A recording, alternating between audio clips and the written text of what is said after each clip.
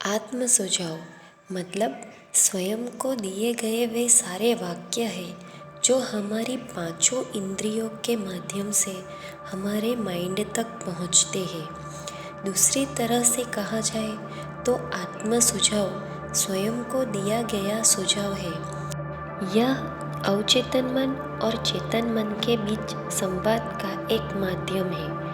आप अपने जिन प्रबल विचारों को चेतन मन में रहने की अनुमति देते हैं, फिर चाहे वो नकारात्मक हो या सकारात्मक, वे आत्म सुझाव के सिद्धांत के द्वारा अपने आप अवचेतन मन तक पहुंचते हैं और इसे प्रभावित करते हैं।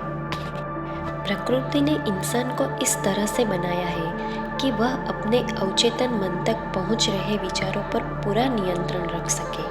हालांकि इस बात का यह अर्थ नहीं है कि इंसान हमेशा इस नियंत्रण का प्रयोग करता है। ज़्यादातर मामलों में वह इस नियंत्रण का इस्तेमाल नहीं करता है, जिससे यह स्पष्ट होता है कि इतने सारे लोग जीवन भर दुखी क्यों बने रहते हैं।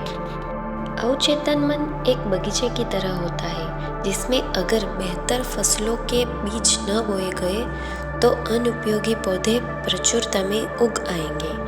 आत्म सुझाव नियंत्रण की वह एजेंसी है जिसके द्वारा इंसान अपने अवचेतन मन के इस बगीचे में सकारात्मक और रचनात्मक प्रकृति के बीज बो सकता है।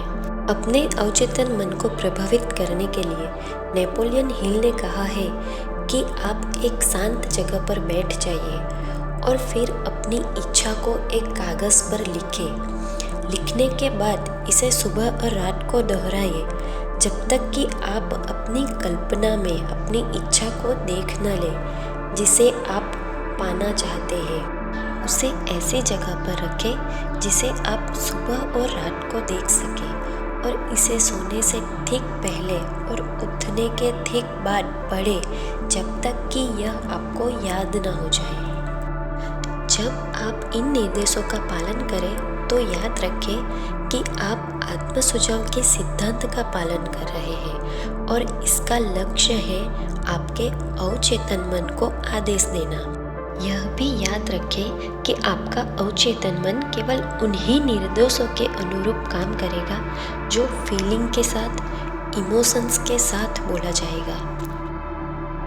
कई लोगों ने यह कहा है कि इंसान इस धरती पर अपने भाग्य का निर्माता स्वयं है, परंतु उनमें से अधिकांश यह कहना भूल गए हैं कि वह अपने भाग्य का निर्माता क्यों है। नेपोलियन हिल ने कहा है कि इंसान स्वयं का और अपने आसपास के माहौल का निर्माता बन सकता है क्योंकि उसके पास अपने अवचेतन मन को प्रभावित करने की शक्ति है।